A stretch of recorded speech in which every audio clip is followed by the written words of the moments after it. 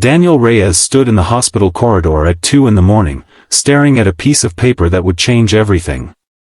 His son Ethan needed a bone marrow transplant within 3 days, or the doctors could no longer promise a tomorrow.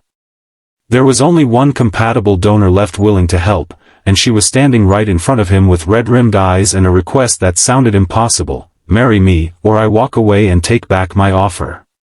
Her name was Claire, and she was his ex-wife's younger sister. If you believe in kindness, in second chances, and in the kind of love that shows up when you least expect it, hit that like button, drop a comment telling me where you're watching from, share this with someone who needs a little hope today, and subscribe to Kindness Corner so you never miss a story like this one. 3 years earlier, Daniel's marriage to Vanessa had ended in a blur of slammed doors and unreturned calls. She had left him and Ethan behind to chase a life she said she deserved, one without the weight of a sick child and a husband working double shifts as a mechanic just to keep the lights on. Ethan was 6 then, small and quiet, already carrying more sorrow than any child should.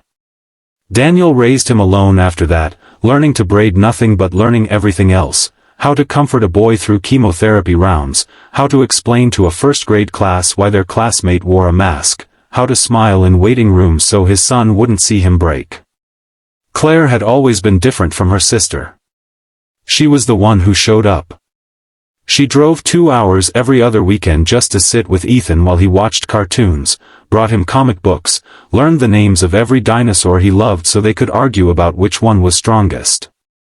Daniel barely noticed at first how much space she had quietly filled in their lives, because grief and exhaustion have a way of making a person blind to the good things right in front of them. But when the test results came back and Claire was the only match strong enough to save Ethan's life, everything Daniel thought he understood about his world tilted sideways. The hospital's ethics board explained the situation plainly.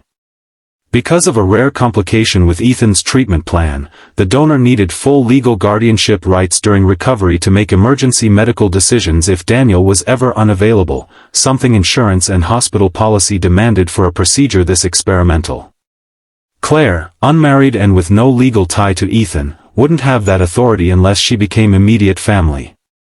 A marriage certificate, cold and bureaucratic as it sounded, was the fastest way to guarantee she could act for Ethan's sake if something went wrong during the transplant.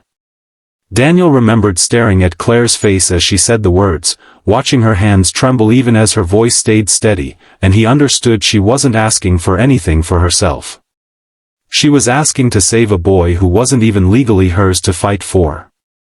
He said yes because there was no version of himself that could say no, not with his son's life on the line. They stood before a courthouse clerk 2 days later, no white dress, no flowers, just 2 exhausted adults signing papers under fluorescent lights while Ethan slept in a hospital bed across town, unaware his father and his favorite aunt had just become husband and wife. Daniel expected the marriage to be exactly what it was on paper, a formality, a shield, nothing more. He told himself he would feel nothing beyond gratitude, that his heart had already been spent and there was none left to give away twice. But grief has a strange way of making room for things you don't expect. In the weeks that followed the transplant, as Ethan fought through fevers and setbacks in an isolation room, Daniel and Claire lived like strangers thrown into a house together, learning each other in small, unplanned moments. She made him coffee the way he liked it without ever asking. He learned she cried in the shower so Ethan wouldn't hear her worry.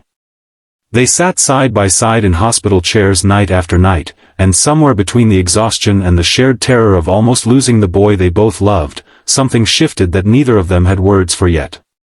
There was a night, the worst night, when Ethan's fever spiked dangerously high and the doctors rushed him into another room, leaving Daniel and Claire alone in a hallway that suddenly felt too small to hold their fear. Daniel broke down completely for the first time since his son's diagnosis, and it was Claire who held him, not as a sister-in-law fulfilling an obligation but as someone who had loved this broken little family from the sidelines for years, quietly, patiently, without ever asking for anything back. In that hallway, gripping each other like the only solid things left in a collapsing world, Daniel realized the marriage he had entered out of desperation had somehow become the truest relationship he'd ever known. Ethan pulled through.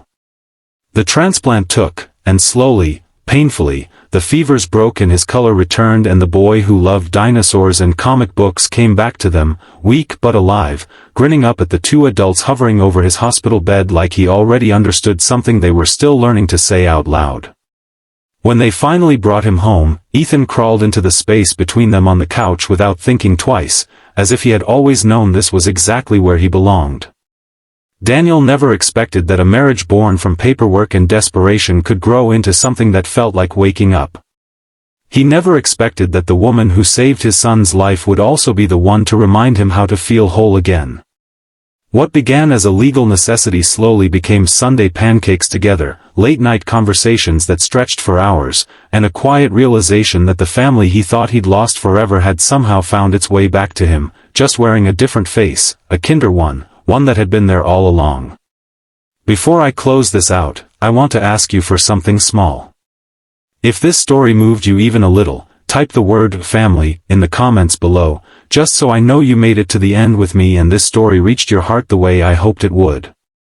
If Daniel and Claire's story touched something in you tonight, please take a moment to like this video, leave a comment sharing your thoughts, and share it with someone who could use a reminder that love sometimes arrives disguised as sacrifice. And if you haven't already, subscribe to Kindness Corner, because we tell stories like this every single week, stories about ordinary people finding extraordinary grace in the hardest moments of their lives. Thank you for watching, and I'll see you in the next story.